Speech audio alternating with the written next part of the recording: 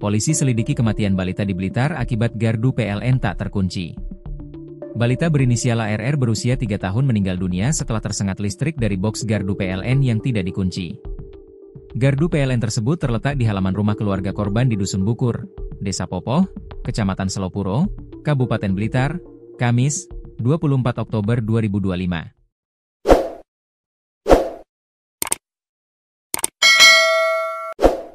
Peristiwa tragis ini diketahui pertama kali oleh nenek korban, Nurjanah, 55, yang menemukan cucunya tergeletak tak bernyawa di dekat gardu listrik.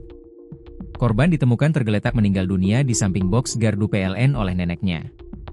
Diduga korban tersengat listrik dari boks tersebut, kata Kasih Humas Polres Blitar, Ibda Putut Siswahyudi, Jumat, 24 Oktober 2025. Berdasarkan keterangan polisi, saat itu korban berada di rumah hanya bersama neneknya.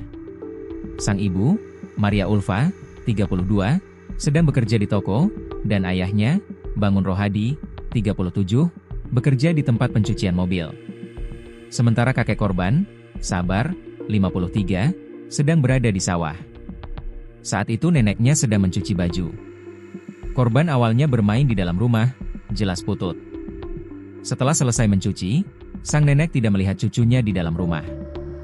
Dia kemudian mencarinya ke halaman dan mendapati cucunya sudah dalam kondisi tak bernyawa di dekat boks gardu PLN.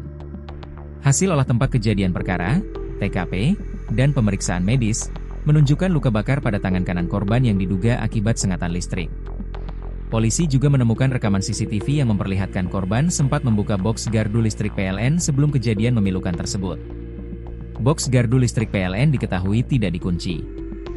Diduga korban membuka boks tersebut sehingga tersengat listrik, ungkap Putut. Satreskrim Polres Blitar akan memanggil pihak PLN guna mengklarifikasi sistem keamanan gardu listrik di lokasi kejadian.